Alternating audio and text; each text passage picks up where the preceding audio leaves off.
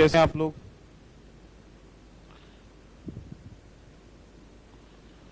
बच्चों, last class में हम लोग पढ़ रहे थे हमारे पास प्रमोटर की ड्यूटीज क्या होती हैं।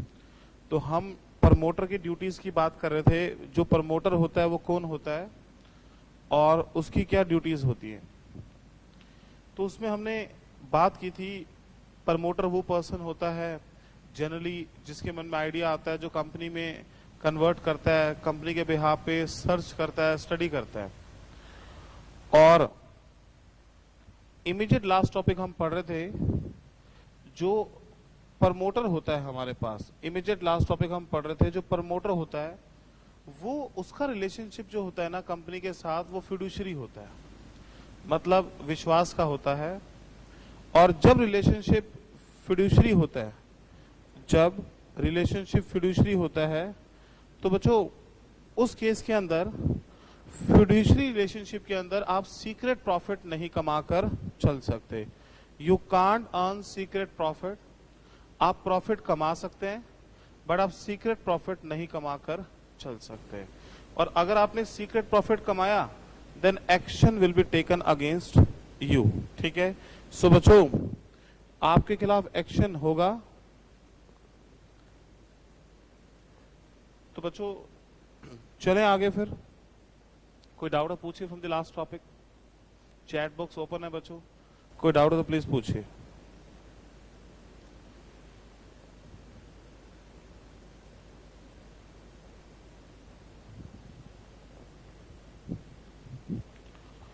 Hello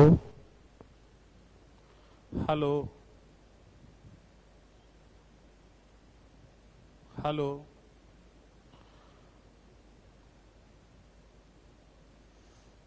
hello. हाँ जी बच्चों, वॉइस चेक करो सभी, आ रही है आवाज मेरी? Please check, please check the voice.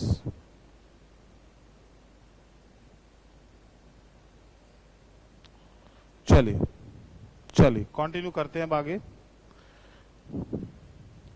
अब बच्चों आगे चलते हैं हम कि जो प्रमोटर है हमारे पास, प्रमोटर अगर सीक्रेट प्रॉफिट कमाएगा तो उसके अगेंस्ट क्या एक्शन होकर चल सकता है। तो हेडिंग बनाते हैं, remedies available to company against the promoters. अच्छा पॉइंट है, तो हेडिंग बनाइए आप लोग भी, remedies available to company against the promoter. जो कंपनी के प्रमोटर्स हैं अगर वो सीक्रेट प्रॉफिट कमाते हैं तो उनके अगेंस्ट क्या एक्शन लिया जाएगा। What are the remedies available to company against the promoters, मतलब कंपनी क्या एक्शन ले सकती है। तो बच्चों लिखते हैं, if promoters makes a secret profit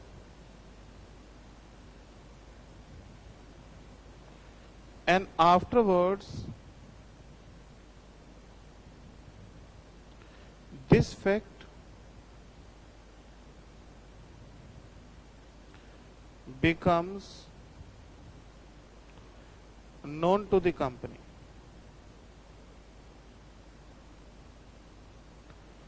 then company shall have following remedies. Company के पास ये रेमेडीज होगी।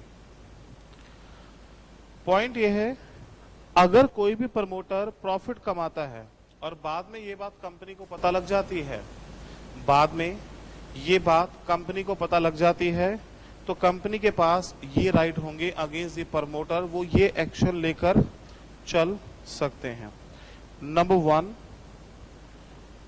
rescission of contract, rescission of contract। इसका मतलब होता है company can cancel the contract with in a reasonable time.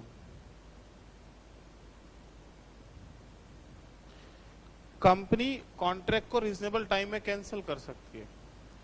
Company को पता लगा प्रमोटर ने किसी ट्रांजैक्शन से हमारे साथ पर्सनल पैसा कमाया है, तो कंपनी कॉन्ट्रैक्ट को कैंसिल कर सकती है। पूरा पूरा राइट है कंपनी के पास, भाई हमें कॉन्ट्रैक्ट नहीं करते, हमें हमारा पैसा वापस चाहिए, ये राइट अवेलेबल है। Second, recovery of secret profit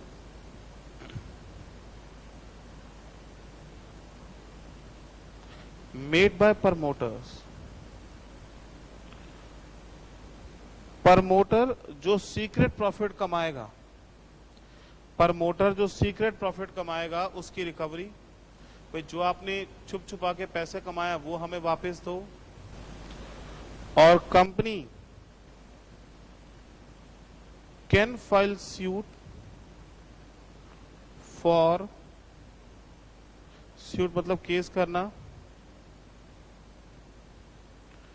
breach of trust के लिए। कंपनी ब्रीच ऑफ ट्रस्ट के लिए केस करके चलेगी। तो आपकी नॉलेज के लिए, जो कंपनी है वो विश्वास टूटने के कारण ब्रीच ऑफ ट्रस्ट के लिए बच्चों सूट फाइल करके चलेगी। तो बच्चों 3 राइट्स है कंपनी के पास। पहला, कॉन्ट्रैक्ट को कैंसिल करना। नंबर 2, सीक्रेट प्रॉफिट वापस देना। और नंबर 3, जो फिड्यूशरी रिलेशनशिप है, विश्वास का रिलेशनशिप टूटा है, उसके लिए सूट क्या करना, फाइल करके चलना। तो these are the 3 remedies which are available to the company against the promoter if promoter on the secret profit. ठीक है, डन है, पॉइंट क्लियर है।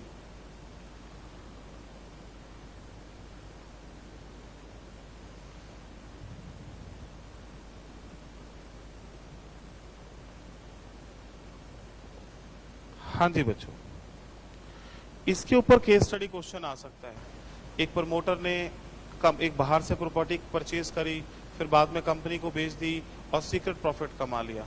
तो यहाँ पे आपको देखना है, इस केस में अगर आप सीक्रेट प्रॉफिट कमा कर चलते हो तो आपके अगेंस्ट कंपनी 3 एक्शन ले सकती है। कॉन्ट्रैक्ट को कैंसिल करना, सीक्रेट प्रॉफिट वापस देना और ब्रीच ऑफ ट्रस्ट के लिए सूट क्या करना, फाइल करके चलना। चलिए एक एग्जाम्पल लिखते हैं इस टॉपिक का। बच्चों एग्जाम्पल आ रहा है आपके पास,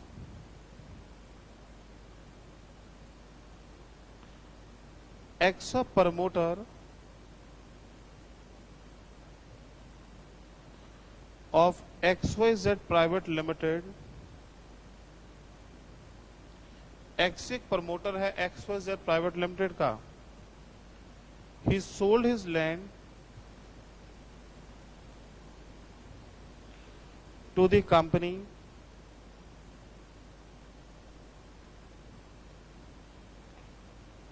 and earn the secret profit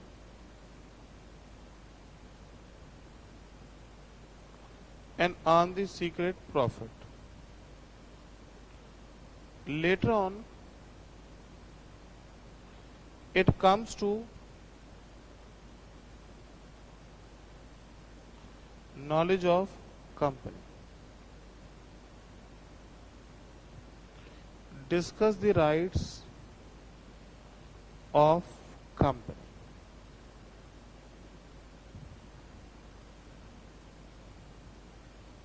लिखिए पहले, एक बार लिख लीजिए पहले, फिर आगे चलते हैं।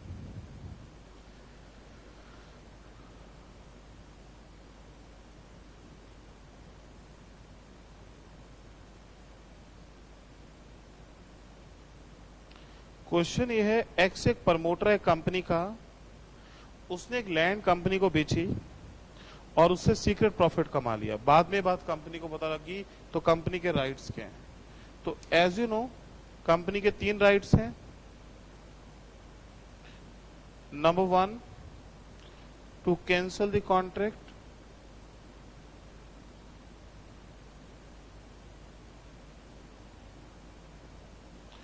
Number 2,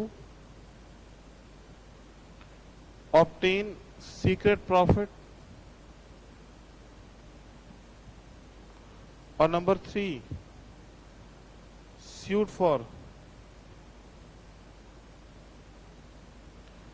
breach of trust, contract को कैंसिल करना, सीक्रेट प्रॉफिट ऑब्टेन करना, और सूट फॉर ब्रीच ऑफ क्या, ट्रस्ट, और जो विश्वास टूटा उसके लिए सूट क्या करना, फाइल करके चलना। ठीक है, तो these are the 3 rights which are available, जो अवेलेबल है आपकी काइंड नॉलेज के लिए।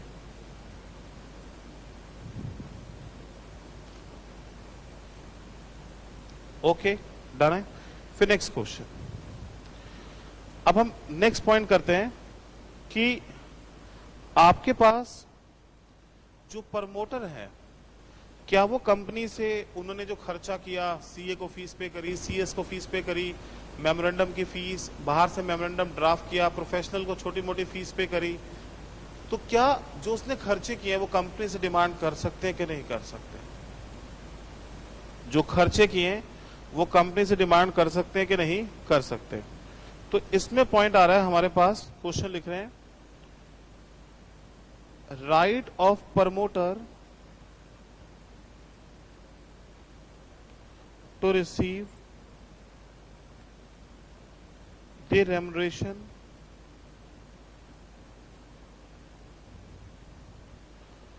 Oblique expenses incurred. क्वेश्चन आ रहा है प्रमोटर के क्या राइट है रेम्युनरेशन या एक्सपेंसेस जो इनकर हुए हैं उसको लेने देने के। तो इन्होंने कहा promoters shall have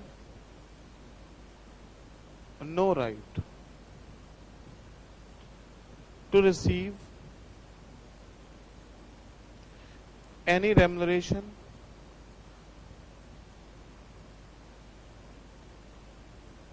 from company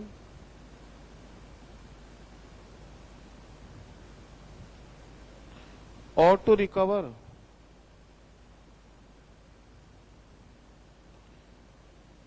the expenses incurred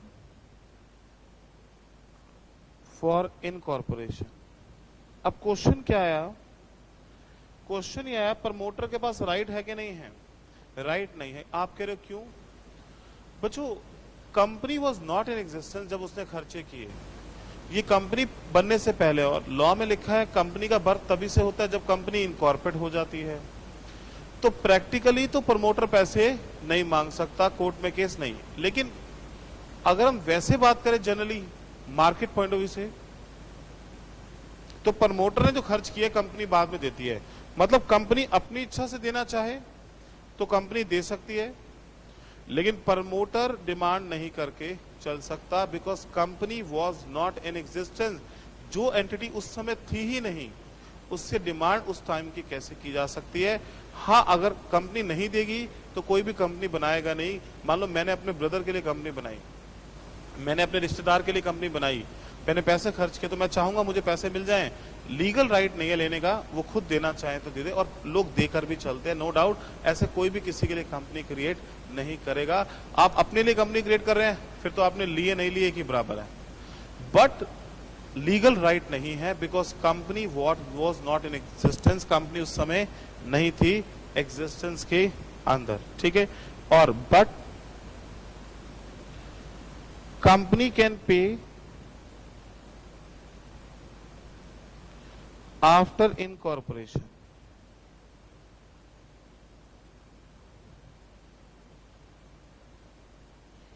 तो कंपनी खुद पे कर सकती है इनकॉर्पोरेशन के बाद।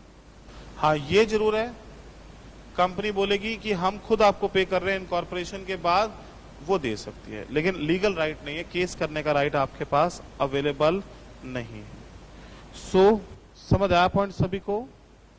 तो promoter shall have no right to receive any remuneration from company और to recover expenses incurred for incorporation, but company can pay after incorporation. तो लॉजिक समझ आया? जब कंपनी थी ही नहीं तो उसके ऊपर केस कैसे हो सकता है उस पीरियड के लिए कि इसने हमसे कोई पैसा लिया है? ये तो आप अपनी इच्छा से काम कर रहे हो। अगर कंपनी ने दे दिए तो ले लो, अदरवाइज तो लीगल राइट आपके पास अवेलेबल नहीं। डन है। फिर next point, mode of payment of remuneration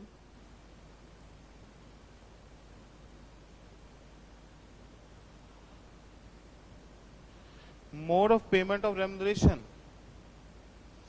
अब इनको पैसे देने का तरीका क्या है?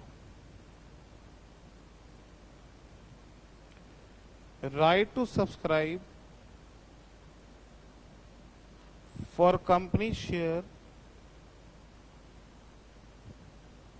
इन फ्यूचर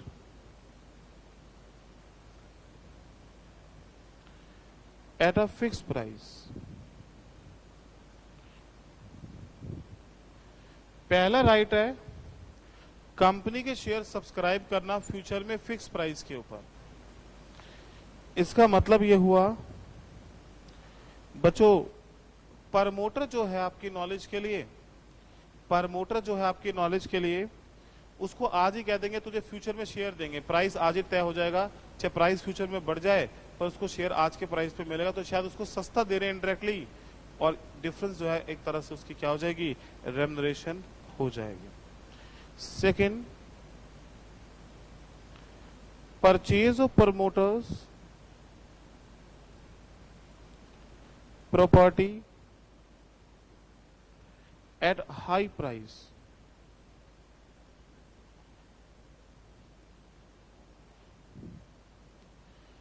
प्रमोटर की प्रॉपर्टी हाई प्राइस पे परचेज करना, प्रमोटर की प्रॉपर्टी हाई प्राइस पे परचेज करना, तो थोड़ा हाई फाई प्राइस पे प्रमोटर की प्रॉपर्टी क्या करना, परचेज करके चलना।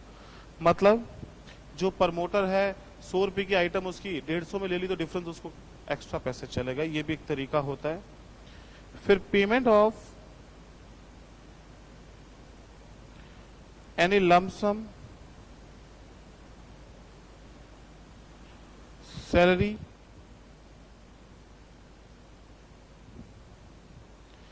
टू प्रमोटर्स, लमसम दे सकते हैं 2, 4, 10, 20, 30 हजार रुपए जैसे काम हो, और payment of commission to promoters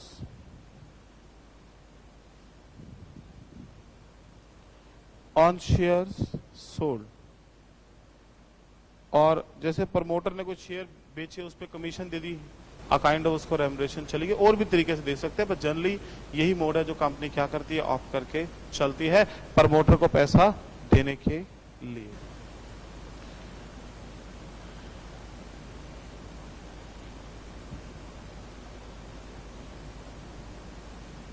ठीक है, डन है, पॉइंट क्लियर है। चले अब बच्चों प्रमोशन वाला पार्ट हमारा खत्म हुआ, अब थोड़ा सा आगे चलते हैं। इसमें प्रैक्टिकली प्रमोटर की डेफिनेशन इंपॉर्टेंट है और सीक्रेट प्रॉफिट का पॉइंट इंपॉर्टेंट है। तो ये 2 ही क्वेश्चन है, बाकी आपकी नॉलेज के लिए बेस है। ये 2 ही क्वेश्चन है जो प्रमोशन के पॉइंट से आपको थोड़ा सा माइंड में रखने हैं और थोड़ा सा इसको लर्न करके चलना है। अब नेक्स्ट आ रहा है हमारे पास। अब बच्चों नेक्स्ट पॉइंट है, what is pre incorporation contract. Pre incorporation contract जिसको बोलते हैं प्रीलिमिनरी कॉन्ट्रैक्ट।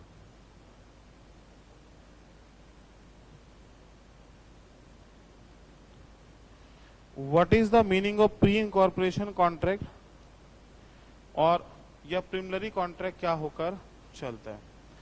तो बच्चों प्रीलिमिनरी कॉन्ट्रैक्ट और प्री इनकॉर्पोरेशन कॉन्ट्रैक्ट क्या होता है वो आप समझो। बच्चों देखो, कई बार कंपनी ना 6 दिन में भी बन जाती है, कई बार हमने फॉर्म फिल कर दिए, मिनिस्ट्री कहीं बिजी है तो 5-5, 10-10, 20-20 दिन भी अप्रूवल नहीं आता, तो टाइम लग जाता है। तो मुझे लगता है यार पीछे से अप्रूवल तो आ नहीं रहा, थोड़ा टाइम लग रहा है, ministry is taking some time, तो मैं यार फर्नीचर खरीद लेता हूँ, ऑफिस मेरा हो ही गया, लाइटिंग लगवा लेता हूँ, एसी लगवा लेता हूँ, ताकि काम तो रेडी करूँ, कंपनी बनते ही मैं थोड़ा सा काम धंधा अपना स्टार्ट कर दूंगा। तो ऐसे केस में ना, ऐसे केस में आपकी नॉलेज के लिए लॉ मेकर ने देखा कि लोग थोड़ा जल्दी एडवांस वे में कंपनी के बिहाफ पे कॉन्ट्रैक्ट कर रहे हैं, तो उसकी क्या स्टेटस हुआ उसके लिए लॉ मेकर हमें बता रहे हैं। अ pre incorporation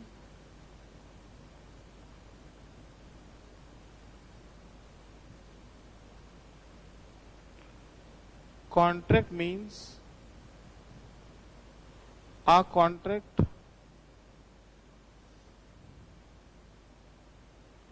enter into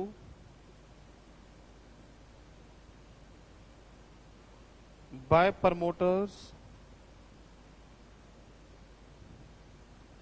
on behalf of a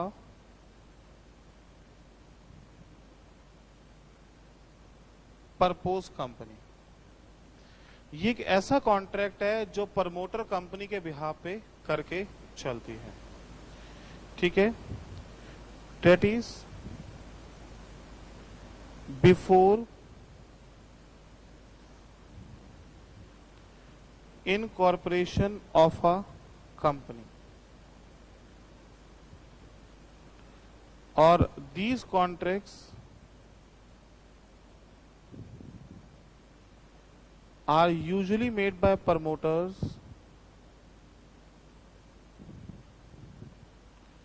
to acquire some property or right। और कोई प्रॉपर्टी खरीदने का, कोई राइट क्रिएट करने का ये कॉन्ट्रैक्ट होते हैं।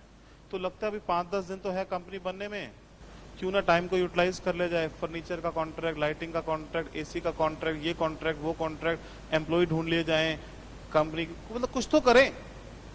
तो इसको हम बोलते हैं प्री इनकॉर्पोरेशन कॉन्ट्रैक्ट, ठीक है।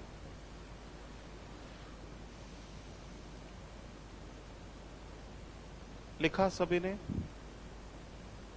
चलिए फिर आगे चलते हैं।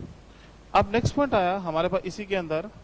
अब क्वेश्चन है, इस कॉन्ट्रैक्ट के भी कंपनी लायबल होगी कि नहीं होगी? इस कॉन्ट्रैक्ट के लिए भी कंपनी लायबल होगी कि नहीं, बताइए। चलिए आंसर दीजिए, चैट बॉक्स में पूछ रहा हूं आपसे, बोले कंपनी लायबल होगी कि नहीं होगी प्री इनकॉर्पोरेशन कॉन्ट्रैक्ट के लिए? बोलिए be fast, chat box is open, live class का चैट बॉक्स ओपन है बच्चों। बोलिए कंपनी लायबल होगी कि नहीं होगी?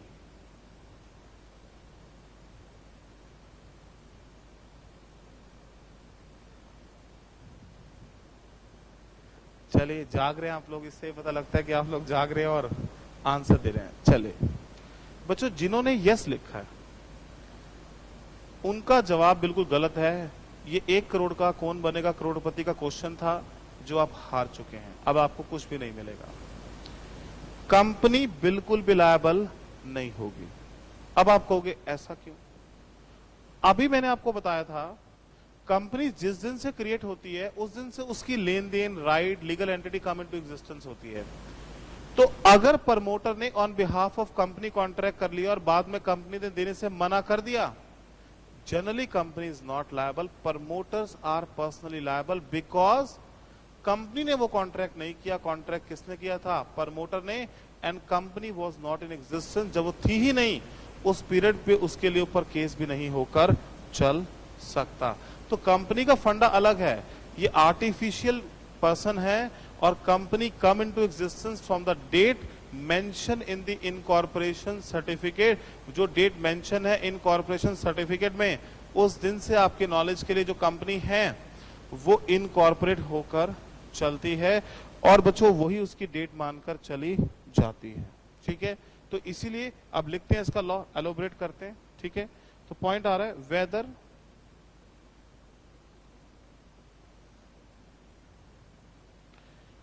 company is liable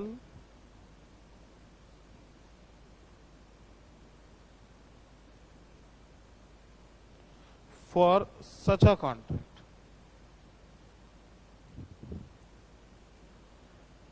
whether company is liable for such a contract। तो इसमें रूल आ रहा है, if company makes a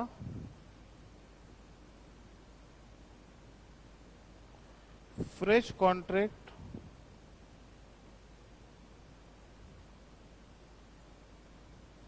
after IOC, or if company adopt such a contract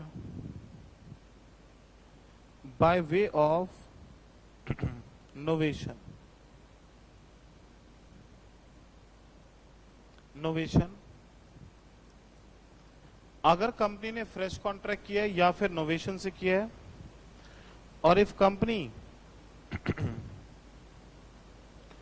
does not adopt such a contract, or if company adopt such a contract without novation, without novation, एक बार note करें, एक बार note करें।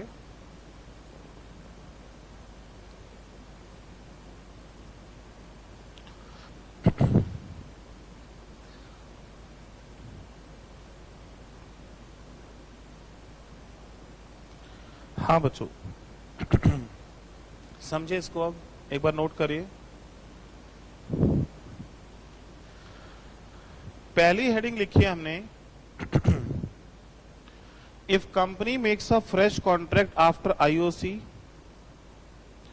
और if company adopt such a contract by way of novation, अगर company ने वो contract novation से adopt किया है। पहले पॉइंट का मतलब यह है, फ्रेश कॉन्ट्रैक्ट मतलब कंपनी ने पुराना कॉन्ट्रैक्ट कैंसिल कर दिया, कंपनी बनने के बाद उसी वेंडर से, उसी सप्लायर से नया कॉन्ट्रैक्ट साइन कर लिया, उसी आइटम का सेम टू सेम। नोवेशन भी यही होता है, इसका दूसरा नाम है लॉ का। नोवेशन का मतलब है पुराना कॉन्ट्रैक्ट पूरी तरह से कैंसिल करके नया कॉन्ट्रैक्ट लेकर आ जाना।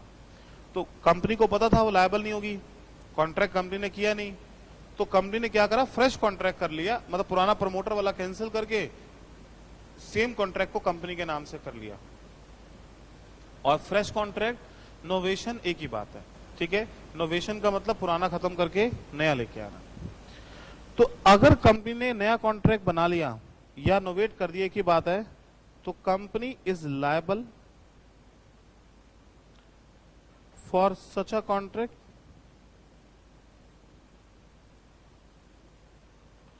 और प्रमोटर्स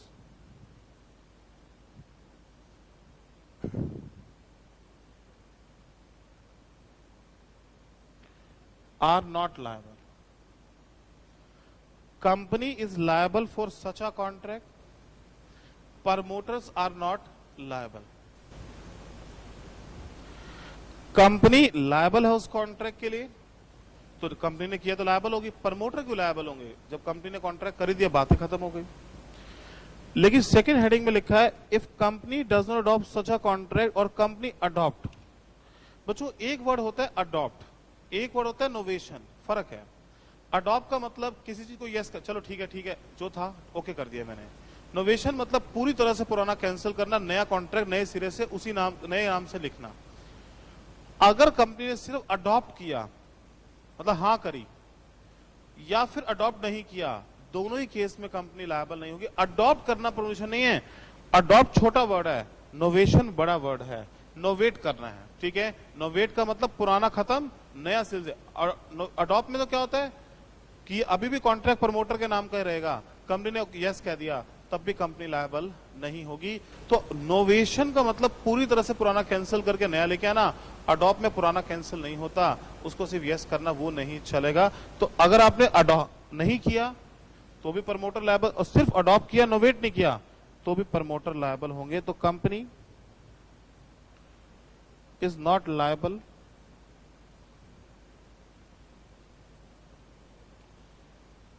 promoters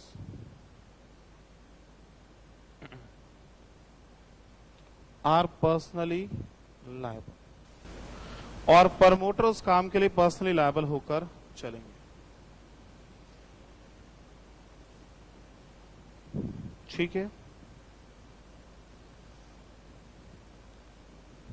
चलें आगे। समझ आया पॉइंट सभी को?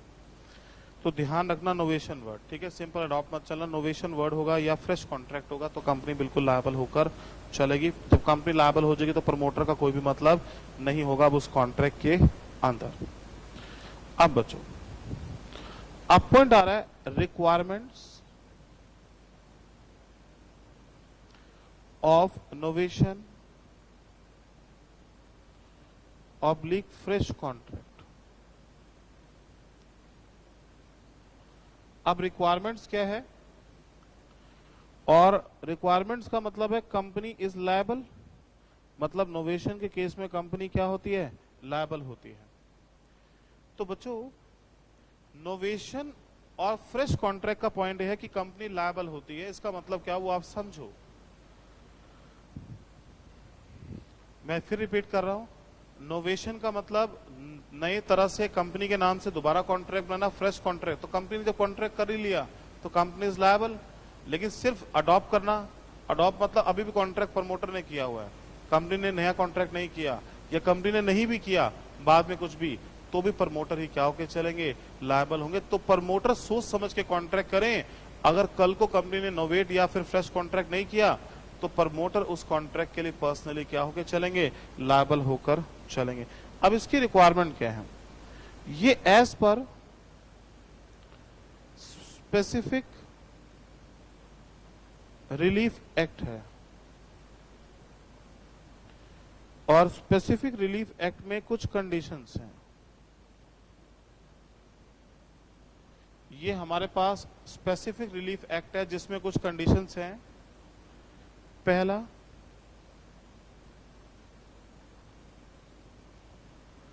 promoters entered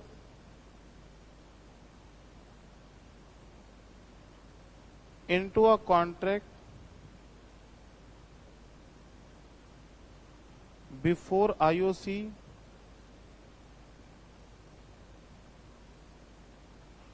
for purpose of company। सबसे पहली बात इसकी कंडीशन ये है कि ये कॉन्ट्रैक्ट प्रमोटर ही की तरफ से एंटर होना चाहिए। नेचुरल बात है, प्रमोटर करेगा तभी तो प्री इनकॉर्पोरेशन कॉन्ट्रैक्ट बने, कंपनी खुद करती फिर तो पोस्ट इनकॉर्पोरेशन कॉन्ट्रैक्ट हो जाता। सच कॉन्ट्रैक्ट फॉल्स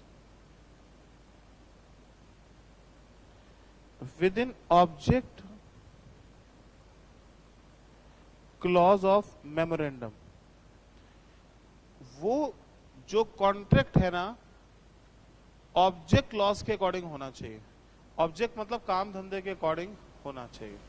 जो कंपनी का काम धंधा है उससे ये ना हो कि जो कंपनी का मेमोरेंडम बना उसके अगेंस्ट हो, कोई मेमोरेंडम के अगेंस्ट नहीं, मतलब कंपनी के जो रूल्स है उसके अकॉर्डिंग होना चाहिए। ठीक है, फिर आपके पास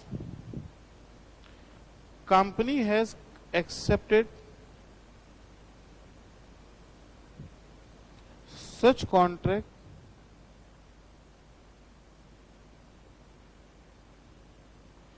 after IOC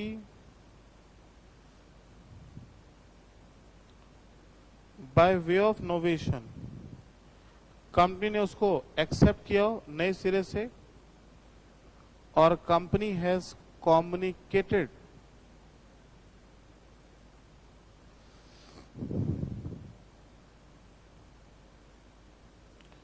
such acceptance to other party to contract। और कंपनी ने ये बात दूसरी पार्टी को कम्युनिकेट कर दी हो, कंपनी ने ये बात दूसरी पार्टी को कम्युनिकेट कर दी हो, तो मतलब कंपनी ने ये बात थर्ड पार्टी सप्लायर को बता दी है कि कॉन्ट्रैक्ट कंपनी ने क्या कर लिया है, एक्सेप्ट कर लिए। तो अब प्रमोटर का रोल खत्म हो गया, अब हमारा रोल क्या हो गया, स्टार्ट हो गया। तो ये एक स्पेसिफिक रिलीफ एक्ट है, वहां से कंडीशन आ रही है कि ये कॉन्ट्रैक्ट प्रमोटर करेंगे, कंपनी बाद में नोवेट करेगी, उसके मेमोरेंडम के अकॉर्डिंग होना चाहिए, और साथ में ये बात थर्ड पार्टी को कम्युनिकेट होगी ताकि थर्ड पार्टी को लगे अब तो, क्योंकि देखिए India every person is expected to know the law of their own country. अब जैसे आप कहो जी इंडिया में चीटिंग करना पेपर में गलत काम है, रोड पे एक्सीडेंट करना हमें नहीं पता गलत काम है, ऐसा नहीं होता। हर सिटीजन को ये उम्मीद की जाती है कि आपको देश के सारे लॉ पता है, और अगर आप लॉ तोड़ोगे तो आपके खिलाफ क्या होगा, एक्शन। ये कोई एक्सक्यूज नहीं होता। ठीक है, तो ऐसे ही हर किसी को पता है कि प्रमोटर लायबल हो जाएगा अगर प्री इनकॉर्पोरेशन कॉन्ट्रैक्ट है। अब थर्ड पार्टी को अपडेट हो जाएगा अभी promoter are not liable, company इसके लिए क्या होगी, लायबल होकर चलेगी। ठीक है, डन है, पॉइंट क्लियर है। प्लीज एक बार इसको फास्टली पढ़ो फिर आगे चलते हैं, फिर आगे चलते हैं।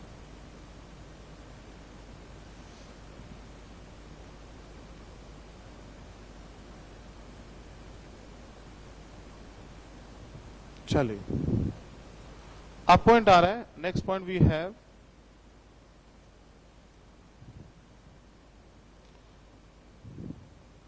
एग्जाम्पल। इसके ऊपर एग्जाम्पल लिख रहे हैं, ठीक है। X private limited files the documents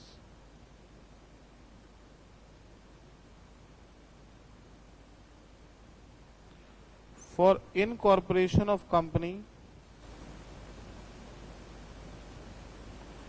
on 1/4/19,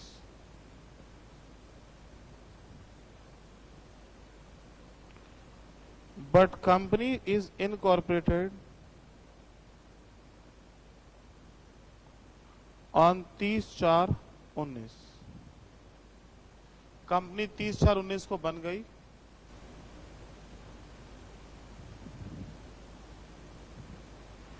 meanwhile in between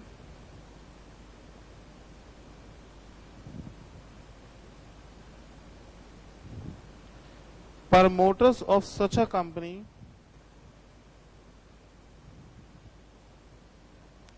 makes a contract for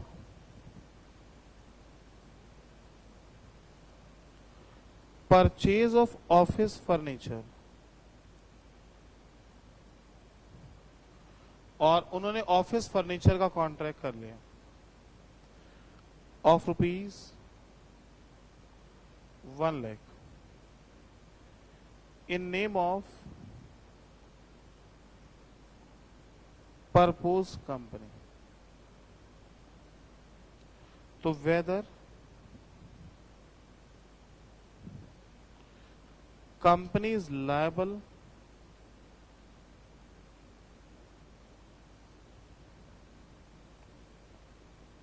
in following cases,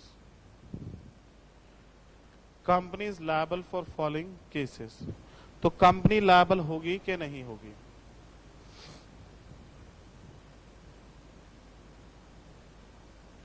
तो क्या कंपनी उसके लिए लायबल होगी कि नहीं होगी, क्वेश्चन ये है, ठीक है। अब देखो कंपनी ने डॉक्यूमेंट तो 1 अप्रैल को दिए, कंपनी बनी 30 अप्रैल को। अब 1 अप्रैल से लेके 30 अप्रैल से पहले, मतलब 29 अप्रैल को, 30 को तो बनी गई कंपनी, 29 अप्रैल तक जो भी कॉन्ट्रैक्ट किया होगा वो सारे कौन से कॉन्ट्रैक्ट होंगे? प्री इनकॉर्पोरेशन कॉन्ट्रैक्ट होकर चलेंगे। अब केस 1,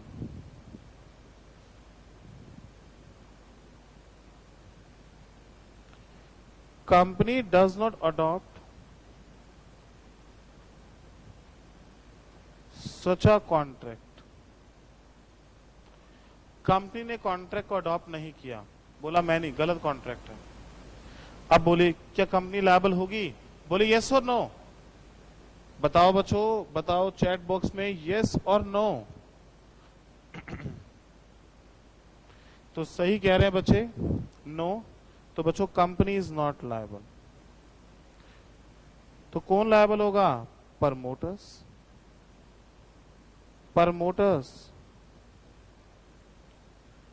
आर पर्सनली लायबल, ठीक है। इसके लिए प्रमोटर लायबल होगा, कंपनी लायबल नहीं होगी।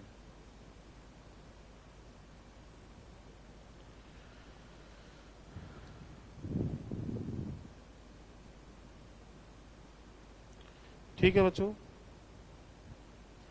सेकंड है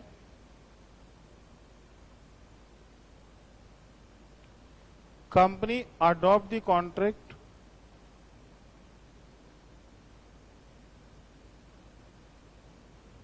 सिर्फ अडॉप्ट लिखा है, नोवेशन नहीं लिखा, तो ठीक है, आंसर आ रहा है अभी बच्चों का।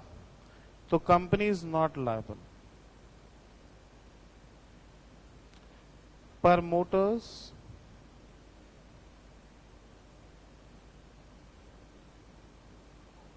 Are personally liable.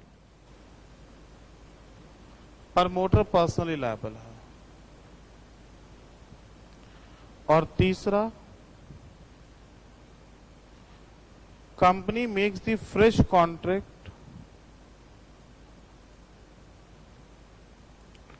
Oblique adopt by way of novation.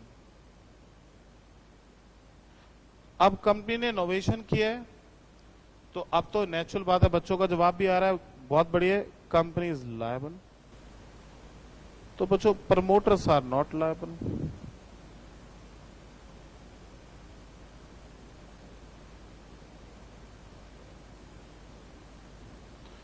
Promoters are not liable.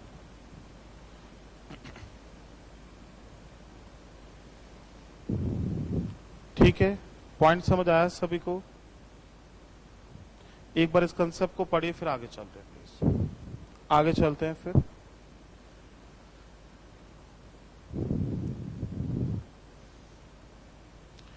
तो बच्चों ऐसा केस स्टडी क्वेश्चन आ सकता है, कंपनी बनने से पहले जो कॉन्ट्रैक्ट प्रमोटर करता है that is called as pre incorporation. तो जिसने किया वही लायबल है, because company was not in existence. Company should be liable.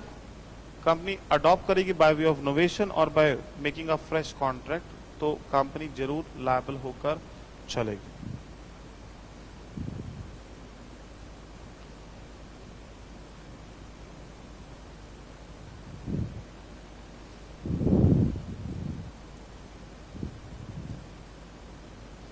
चलिए फिर आगे चलते हैं।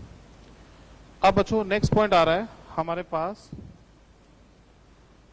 फॉर्मेशन ऑफ कंपनी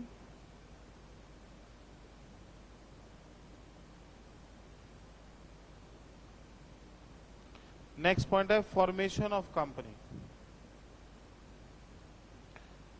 हेडिंग है लीगल रिक्वायरमेंट्स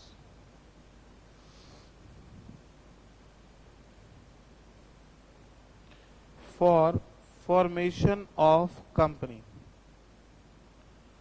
अब क्वेश्चन ये है, कंपनी बनाने के लिए क्या लीगल रिक्वायरमेंट चाहिए, मतलब क्या होना चाहिए पॉइंट्स आपके पास अगर आप कंपनी क्रिएट करना चाहते हैं। What are the legal requirements for formation of company. तो इसके अंदर पहला पॉइंट आ रहा है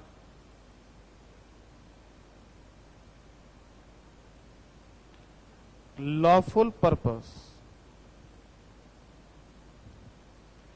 तो company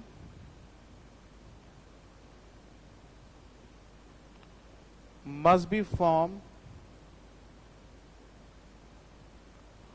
for any lawful purpose. Thus, no company shall be formed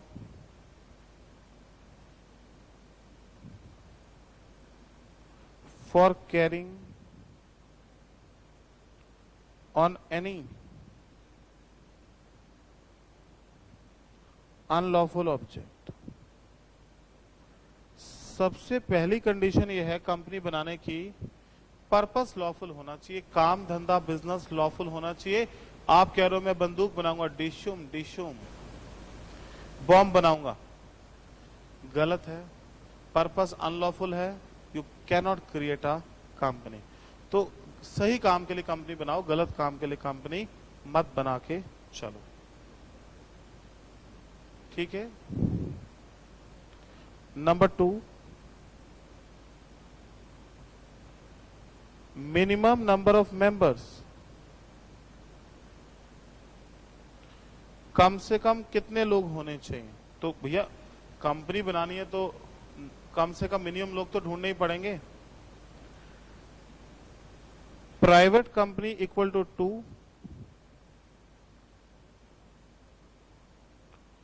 public company equal to 7, OPC equal to 1। Private में 2, पब्लिक में 7, ओपीसी में 1। तो अगर आप कंपनी बनाना चाहते हो तो लोग तो ढूंढो, पब्लिक में 7 जने ढूंढो, प्राइवेट में 2 जने और ओपीसी में तो आपको चलो एक ही पर्सन चाहिए। Number 3, filing of documents. कुछ डॉक्यूमेंट्स हैं in prescribe form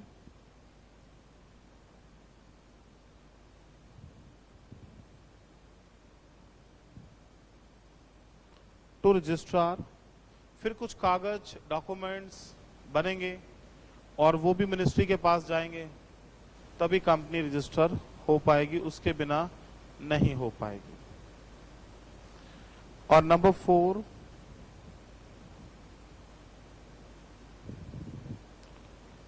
compliance of requirements of act. Act की जो भी रिक्वायरमेंट्स हैं, लॉ की जो भी रिक्वायरमेंट्स है, वो भी आपको पूरी करनी पड़ेगी। तो काम धंधा लॉफुल होना चाहिए, मिनिमम लोग होने चाहिए, कोई डॉक्यूमेंट आप फाइल करोगे और जो भी लॉ की रिक्वायरमेंट्स है उसको आप पूरा करके चलोगे। तो ये चारों लीगल रिक्वायरमेंट्स आपको पूरी करनी है अगर आपको कंपनी क्या करनी है, क्रिएट करके चलनी है।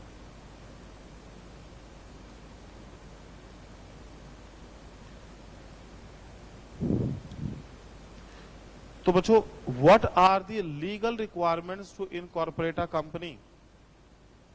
लॉफुल काम धंधा ढूंढ लो, मिनिमम लोग ढूंढ लो, कुछ डॉक्यूमेंट्स बनेंगे, मिनिस्ट्री को फाइल कर दो, लॉ की रिक्वायरमेंट के अकॉर्डिंग अप्रूव करेगी तो कंपनी क्या हो जाएगी, आपकी बन जाएगी। बट अभी हमने प्रोसीजर की ना बात करके हम रिक्वायरमेंट्स की बात करें, भाई ये होना चाहिए, कुछ डॉक्यूमेंट भी बनेंगे, कंप्लायंस ऑफ एक्ट भी करनी है, मिनिमम लोग भी चाहिए, काम धंधे का पर्पस भी क्या होना चाहिए, लॉफुल होना चाहिए।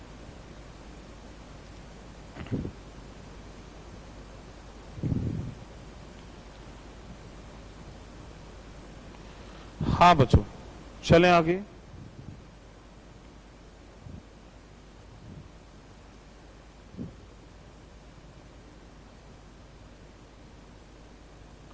Steps for incorporation of company for all companies. देखो, हम 3 क्वेश्चन टोटल लिखेंगे इस तरह के। पहला है लॉफुल, मतलब लीगल रिक्वायरमेंट्स, ये लॉफुल रिक्वायरमेंट्स। सेकंड स्टेप्स क्या होते हैं, और फिर होगा हमारे पास बच्चों डॉक्यूमेंट्स की लिस्ट आ जाएगी। तो ये स्टेप्स जो है ना, हमारे पास कंपनी बनने के क्या स्टेप्स हैं उसकी हम बात करके चल रहे हैं, ठीक है। तो पहला आ रहा है आपके पास बच्चों, number 1, obtain digital signatures of proposed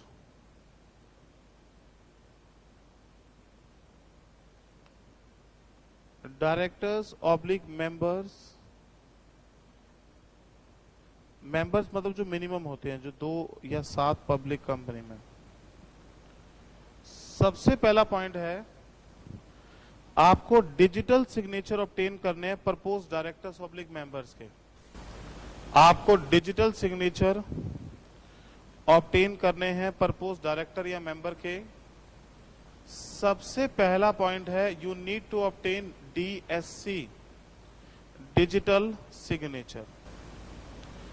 और बच्चों, ये क्या होता है वो मैं आपको बताता हूं। पहले हम ना हाथ से फॉर्म साइन करते थे, अब कंपनी लॉ के फॉर्म हाथ से साइन नहीं होते। जैसे मैं डायरेक्टर हूं, CA हूं या फिर मेंबर जो भी हूं, तो मुझे साइन जहां करने हैं ना, तो फॉर्म जो होता है ना उसके अंदर कॉलम होता है। जैसे मेरा नाम लिखा होगा तो सामने मेरा नाम के साइन चाहिए होंगे। तो साइन क्या होता है, डिजिटल फॉर्म में आता है। डिजिटल मतलब पेन ड्राइव फॉर्म में आते हैं। तो ये कुछ अथॉरिटीज हैं, TCS, इन्फोसिस, की डिजिटल सिग्नेचर बनाती है। आपके पैन नंबर, आधार कार्ड के बेस पे ये डिजिटली साइन बना देती है, ठीक है। तो डिजिटल सिग्नेचर हम कंप्यूटर में लगाते हैं और जहां पे साइन करना होता है वहां पे क्लिक करते हैं। जहां पे हमें साइन करने हैं वहां पे हम क्लिक करते हैं। क्लिक किया, सामने डिजिटल सिग्नेचर खुल जाते हैं सामने। और मान लो मुझे मेरा करना है, तो जो मेरे नाम का डिजिटल खुल जाएगा। तो मैं उस पर क्लिक करूंगा, एक पासवर्ड होता है वो डालूंगा, तो मेरे डॉक्यूमेंट डिजिटली क्या हो जाएंगे, साइन होंगे। तो कंपनी लॉ में सिग्नेचर्स डिजिटल हैं। तो डिजिटल सिग्नेचर्स आपके पास होने चाहिए अगर आप कंपनी। तो सबसे पहला हमारा डिजिटल, हम उनके आईडी लेके, मतलब पैन कार्ड, आधार कार्ड लेके क्लाइंट की, हम उनके DSC 1 दिन में बन जाते हैं, 2 दिन में बन जाते हैं, और DSC हमारे पास आते हैं। उसी से हम सारे इलेक्ट्रॉनिक फॉर्म, क्या चाहे GST का हो, चाहे इनकम टैक्स का, जो भी ऑनलाइन फॉर्म है, वो डिजिटल सिग्नेचर से ही क्या होते हैं, साइन होकर चलते हैं। Number 2, obtain director identification number, डिन। जैसे सीए के इंस्टीट्यूट में आप एडमिशन लोगे तो आपका एनआरओ नंबर आ जाएगा। अगर आप सीए के इंस्टीट्यूट में एडमिशन लोगे तो वहां से एनआरओ नंबर आ जाएगा। ऐसे ही आपकी नॉलेज के लिए अगर आप डायरेक्टर को भी रजिस्टर करना होता है तो डायरेक्टर को एक यूनिक नंबर मिल जाता है जिसको डिन नंबर बोलते हैं। तो देखो जैसे सीए है हम, तो हमारी पहचान मेंबरशिप नंबर से होती है। तो जो हमारा मेंबरशिप नंबर है उससे से ट्रेसिंग होती है, ये मेंबर कहाँ रहता है एक्सेट्रा। ऐसे डायरेक्टर को एक यूनिक आईडी दी गई है, तो डायरेक्टर को एक फॉर्म भरना होता है, उस फॉर्म को अंदर उसके आईडी प्रूफ लग जाते हैं, एड्रेस आता है, एक यूनिक नंबर मिल जाता है जिसको बोलते हैं डिन नंबर, डायरेक्टर आइडेंटिफिकेशन नंबर। और वो नंबर उस डायरेक्टर को कहीं पे साइन करने हैं तो वो नंबर वहां पे कोट करना होता है, वो इक्वल टू उसके नाम एड्रेस के बराबर हो जाता है, यूनिक नंबर। फिर तीसरा name availability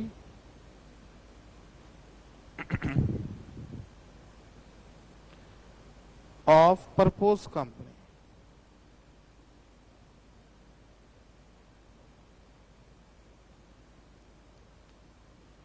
name availability for proposed company, जो परपोज कंपनी है उसमें नेम अवेलेबिलिटी का क्या सिस्टम है बच्चों। अब सबसे पहले हमारे पास डिजिटल आ गए, डायरेक्टर का नंबर आ गया, तो अब क्या होता है, हम नाम के लिए अप्लाई करते हैं। एक कंपनी के हम 6 नाम मैक्सिमम अप्लाई कर सकते हैं, 6 नेम। अब 6 नेम मतलब, अब देखो डायरेक्टर तो कंपनी के जो मालिक हैं, शेयर होल्डर जो बनने वाले हैं, वो सारे चाहते हैं प्रमोटर ऐसा नाम मिल जाए यूनिक हो, बस चला चलाए बिजनेस चल जाए, किसी फेमस कंपनी के नाम से, एक्सेट्रा एक्सेट्रा। तो ऐसा पॉसिबल नहीं होता जनरली। तो 6 नाम अप्लाई करते हैं, सीरीज 1, नंबर 1, नंबर 2, नंबर 3 ऐसे। अगर पहला नाम मिनिस्ट्री को लगा किसी और कंपनी का है या नहीं मिल सकता, सेम बिजनेस में नाम ऑलरेडी रजिस्टर्ड है, तो फिर सेकंड दे देंगे, थर्ड, ऐसे 6 नाम हम लोग अप्लाई करते हैं। तो 6 नाम का फायदा ये होता है बच्चों कि एक ही नाम देंगे, एक बार फॉर्म रिजेक्ट हो जाएगा, फिर दोबारा एक ही नाम देंगे, फॉर्म रिजेक्ट होगा तो फीस दोबारा जाएगी 1000 रुपए। तो हम एक फॉर्म में 3 नेम 2 नेम, और ऐसा नहीं है हम नेम ऐसे ही भर देते हैं। हम लोग क्या करते हैं, पहले गूगल पे सर्च कर लेते हैं अच्छी तरह, मिनिस्ट्री की वेबसाइट पे सर्च कर ये कंपनी रजिस्टर्ड है कि नहीं है, और फिर देखते हैं नाम नहीं है तो फिर डालते हैं, तो जल्दी हमें वो नाम मिल जाता है। लेकिन 3 नाम इससे डालते हैं, पहला नहीं मिला तो सेकंड, फिर दोबारा फॉर्म फिल करके चलेगा। ठीक है, तो नेम चाहिए होता है हमें। फिर नेम के बाद preparation of MOA and AOA, memorandum और आर्टिकल की प्रिपरेशन होती है। इसके बाद नाम के बाद हम मेमोरेंडम आर्टिकल की प्रिपरेशन होकर चलती है। तो नाम हो गया, आर्टिकल बन जाते हैं, काम धंधा, decide, charter, memorandum of association बन जाता है। और फिर application for incorporation of company along with prescribed documents।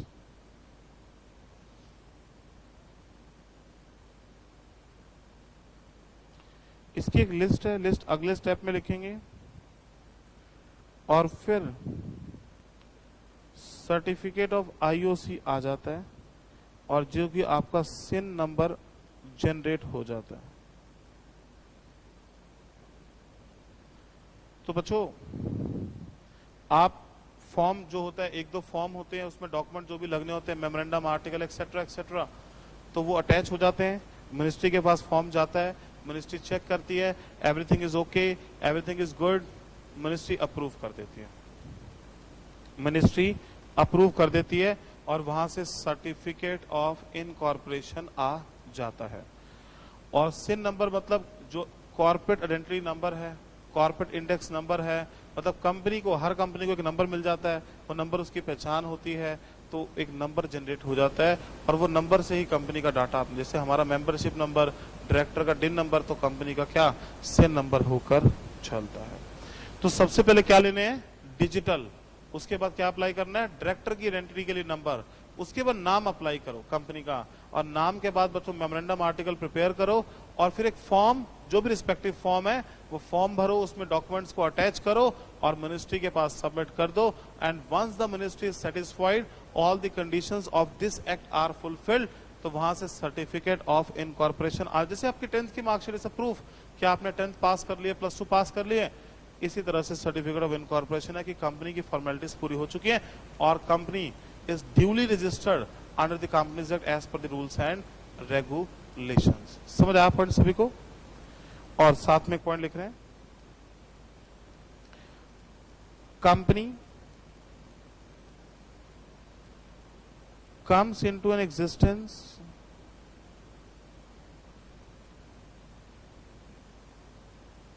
from date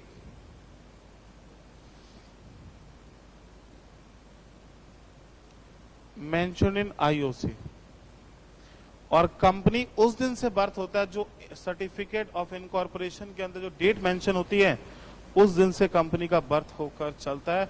तो company come into existence from the date mention in certificate of incorporation. तो जो डेट आएगी, मान लो डेट आई 16 मई, तो 16 मई से वो कंपनी इंडिया में आ चुकी है और उस दिन से कंपनी के जो फीचर है, perpetual succession, separate legal entity, वो सब उसको मिलकर चलेंगे। ठीक है, तो ये पॉइंट अच्छा, डेट वही होती है, चाहे डेट उनसे गलत डल जाए, पर जो डेट आएगी उसी दिन से कम, या जब तक आप डेट ठीक नहीं कराओगे, मान लो डेट गलत डल गई, पर जो डेट उसमें मेंशन होगी उसी दिन से कंपनी का बर्थ होगा। ये बात आपको समझनी है। ठीक है, फिर आपके पास next point, effects, important mark करना टॉपिक को, effects of incorporation.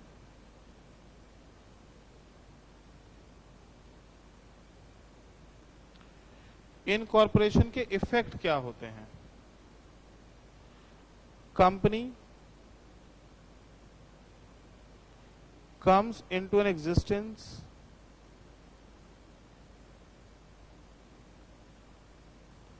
from the date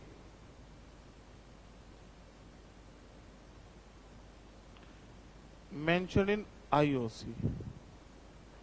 तो जो डेट आईओसी में मेंशन होती है, कंपनी उस दिन से एग्जिस्टेंस में आ जाती है। ठीक है, और इफेक्ट क्या होता है?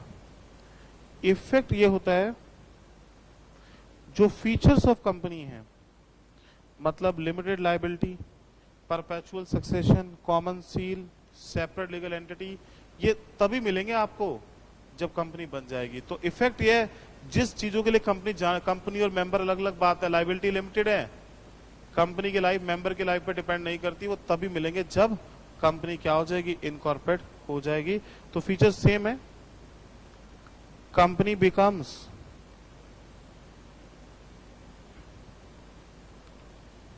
The body corporate,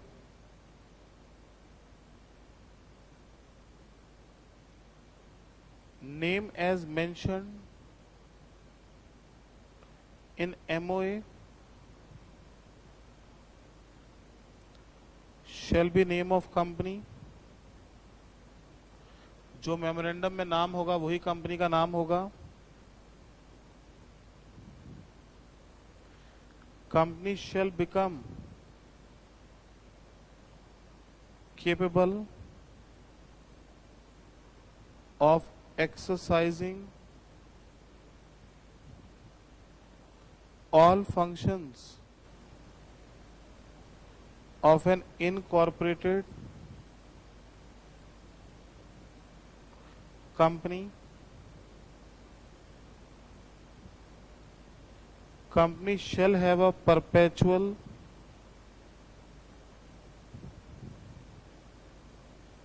succession, perpetual success, वही फीचर्स हैं, जस्ट इसलिए मैं ज्यादा एलोबरेट नहीं कर रहा। कंपनी में और may not have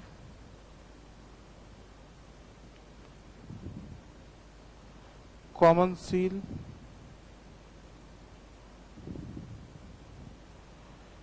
company can hold and dispose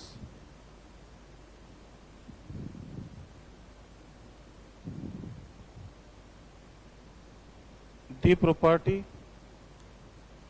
company property hold dispose कर लेगी।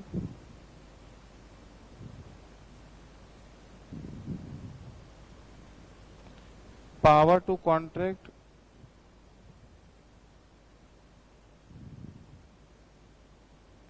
Capacity to sue and be sued। कंपनी केस कर भी सकती है और उसके ऊपर भी केस होकर चल सकता है।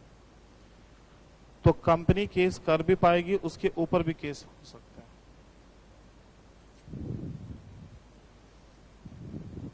ठीक है, तो अल्टीमेट वही फीचर्स हैं, पावर टू कॉन्ट्रैक्ट, प्रॉपर्टी लेना बेचना, कॉमन सील अडॉप्ट कर सकते हैं, परपेचुअल सक्सेशन, जो भी कंपनी बनाने के फंक्शंस है वो सारे कर पाएगी, और नाम वो होगा जो मेमोरेंडम में लिखा होगा, company become the body corporate. So आज हम इतना ही करेंगे बच्चों, आज इसको पढ़ो, फिर नेक्स्ट क्लास में हम नेक्स्ट पार्ट करके चलेंगे। प्लीज कोई डाउट है तो आप पूछिए साथ साथ। एनी डाउट यू हैव तो प्लीज आस्क। बोलिए प्लीज, कोई डाउट है तो? कोई डाउट नहीं है, चलिए।